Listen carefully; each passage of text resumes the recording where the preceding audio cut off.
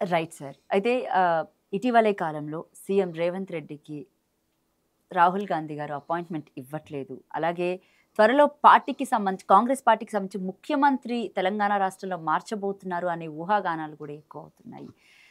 AP Congress chief షర్మిలకి కలవడానికి appointment ఇచ్చారు. కానీ రేవంత్ రెడ్డికి ఎందుకు ఇవ్వలేదు? అంటే అంటే ఇక్కడ ముఖ్యమంత్రిని ఏమైనా రాహుల్ గాంధీ చిన్న చూపు చూస్తున్నట్టు ఏమన్నా అంటే ఆ రకంగా ఏమైనా కనబడుతుందా?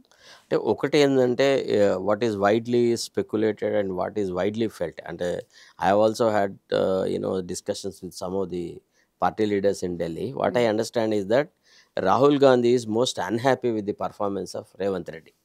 రేవంత్ రెడ్డి పరిపాలనా విధానం అనేది కాంగ్రెస్ భావజాలానికి అనుకూలంగా, కాంగ్రెస్ ఐడియాలజీకి అనుకూలంగా, కాంగ్రెస్ పార్టీకి మేలు చేసే విధంగా లేదు.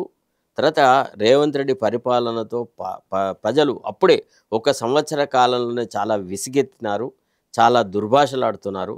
ప్రజలు ప్రభుత్వం మీద రివోల్ట్ చేసే స్థాయికి వచ్చేసేసింది.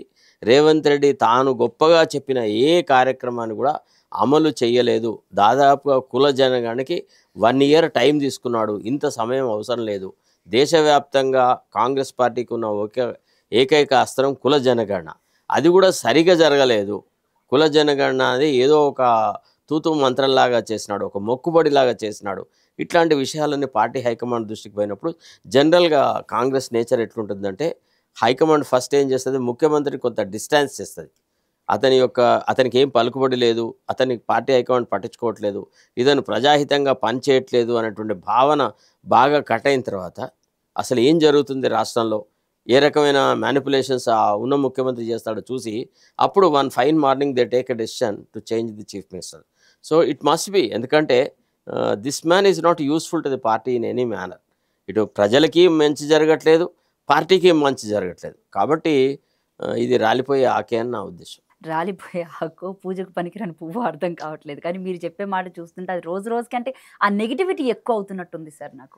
అలా కాదమ్మా, మనం అనడం కాదు కదా. ఇవాళ ముంజేతి కంకణానికి అర్థమేలా అని ఇవాళ మీరు సోషల్ మీడియా చూడండి. మీరు ఎక్కడన్నా ఒకసారి మిమ్మల్ని మీరు జర్నలిస్ట్ అనే విషయం మర్చిపోండి, నేను కూడా జర్నలిస్ట్ అనే విషయం మర్చిపోయి మనం సామాన్య ప్రజానీకం దగ్గరికి పోయి అడుగుదాం. ఎవరన్నా ఏ వర్గం అన్నా హ్యాపీగా ఉన్నదా? విద్యార్థులు హ్యాపీగా ఉన్నారా? నిరుద్యోగులు హ్యాపీగా ఉన్నారా? లేకపోతే రిటైర్డ్ ఎంప్లాయీస్ హ్యాపీగా ఉన్నారా? లేకపోతే రైతులు హ్యాపీగా ఉన్నారా? పోనీ నేత కార్మికులు హ్యాపీగా ఉన్నారా? ఎవరు హ్యాపీగా ఉన్నారు? ఏ వర్గం వాళ్ళు ఈనాడు హ్యాపీగా ఉన్నారు? పోనీ మహిళలు హ్యాపీగా ఉన్నారా? రేషన్ కార్డులు ఇప్పటికీ ఇవ్వలేదమ్మా, 1 ఇయర్ అయింది. రైట్. అలాగే పార్టీ హైకమాండ్కి సంబంధించి 25 ఎమ్మెల్యేల మీద రేవంత్ రెడ్డి రీసెంట్గా సర్వే చేయించినట్టు తెలుస్తుంది. అండ్ 3 మంత్రుల మీద చాలా గుస్సాగా ఉన్నారని కూడా తెలుస్తుంది. అంత బోగసమ్మ ఇదంతా అవుతుంది. ఏంటంటే తన పరిపాలన బాగుందని, తనకు పార్టీ హైకమాండ్తో మంచి సత్సంబంధాలు ఉన్నాయని, తన పెద్ద పరిపాలన ఆయన గొప్పగా ఉన్నది. ఈయనకే ఆలోచనలు లేవు. ఈయనే అంత డొల్ల ముఖ్యమంత్రి.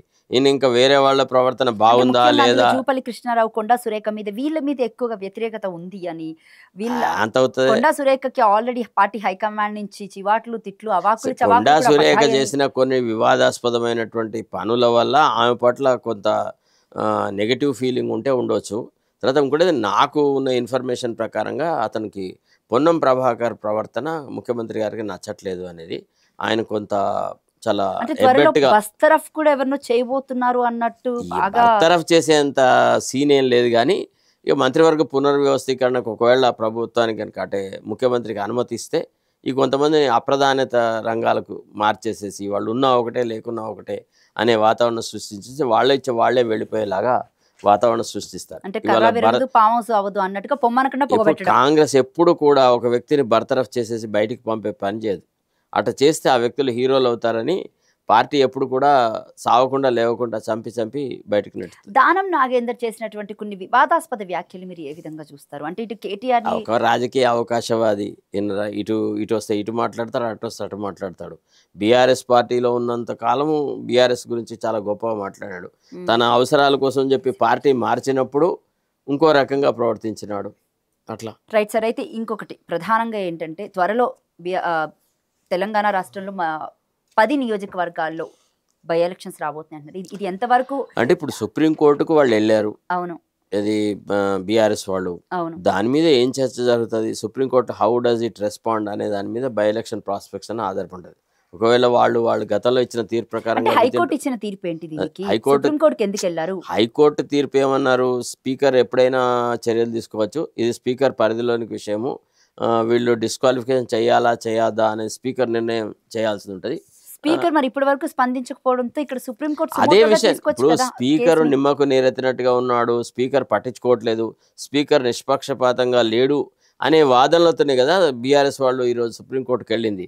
కాబట్టి సుప్రీంకోర్టు ఎట్లా రెస్పాండ్ అవుతుందో అంటే చూద్దాం. ఈ కేసుని సుమోటోగా తీసుకునే అవకాశం ఉందంటారా మరి? లేదు, అట్లా ఏం లేదు, వీళ్ళు ఆల్రెడీ అప్లికేషన్ పెట్టినారు కాబట్టి అదే దాని మీదనే చర్చ జరుగుతుంది అన్ని విషయాలు. ఒకవేళ సుప్రీం కోర్టు తీర్పిస్తే ఏ విధంగా ఇవ్వచ్చు అంటారు? అంటే స్పీకర్ని you cannot keep the pot boiling endlessly, నువ్వు ఏదో ఒక రోజున నిర్ణయించాలి, 3 నెలలో 4 నెలలో ఎంతో కొంత సమయం ఇచ్చేసి ఈ గడువు లోపల ఖచ్చితంగా ఈ డిస్క్వాలిఫికేషన్ ఇష్యూ సెటిల్ చేయండి అని అనవచ్చు.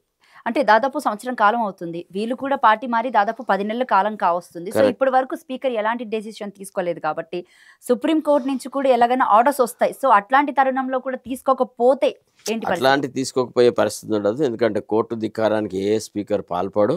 తర్వాత ఈవెన్ అదర్వైజ్ అంటే హైకోర్టుని ధిక్కరించినట్టే కదా సార్ మరి? ఇదంతా ఏది జరగకముందే స్పీకర్ గారు మీడియాకు చెప్పినారు ఏమని, పార్టీ ఫిరాయింపులకు నేను వ్యక్తిగతంగా చాలా వ్యతిరేకిని, దీనివల్ల పార్టీ పరంగా మాత్రం అనుకూలంగా ఉంటారు. రాజకీయ వాతావరణం చాలా కలుషితం అవుతుంది, నాకు నచ్చదు అని అన్న మాట అన్నాడు.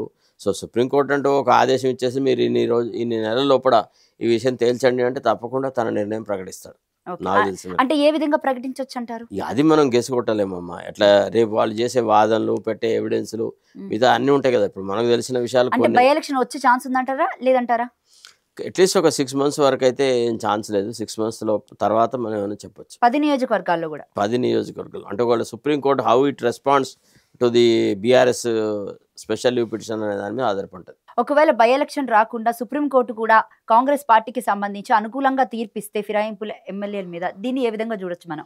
అప్పుడు ప్రజాక్షేత్రంలో తేల్చుకోవాల్సింది. పార్టీ ఫిరాయింపుల పట్ల ఏకాభిప్రాయం సాధించాలి, ప్రజలను ఎంకరేజ్ చేయాలి, ఎన్లైటన్ చేయాలి. పార్టీ ఫిరాయింపుల వల్ల రాజకీయ పార్టీలలో ఒక అస్తవ్యస్త పరిస్థితి ఏర్పడుతుంది, ఇది ప్రజాస్వామ్యానికి మంచిది కాదు అనేటువంటి విషయాలు మాట్లాడుతూ మనం రాజకీయంగా దాన్ని అడ్వాంటేజ్గా తీసుకోవాల్సి వస్తుంది అంతే. అంతేగాని సుప్రీంకోర్టు విడివడి ఇష్టం వచ్చినట్టు దుర్భాష రావడం కరెక్ట్ కాదు.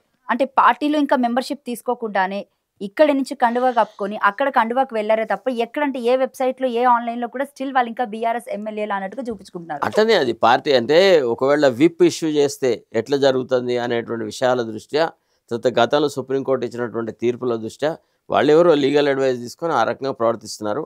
బట్ దేనికైనా ఒక హద్దు అనేది ఒకటి ఉంటుంది, ఏదో ఒక రోజున they will have to face the but Congress పార్టీలోకి వెళ్ళి మేము ఇంకా బీఆర్ఎస్ పార్టీ ఎమ్మెల్యేలమే అని చెప్పుకుంటున్న వాళ్ళని ఏ విధంగా అది చూడొచ్చు సార్? ఇప్పుడు నిస్సిగ్గుగా, నిర్లజ్జగా, రాజకీయ అవకాశవాదంతో అట్లా మాట్లాడుకుంటే దాన్ని ఏంటంటే ఒక రకంగా తప్పించుకు తిరగడం అని అంటారు.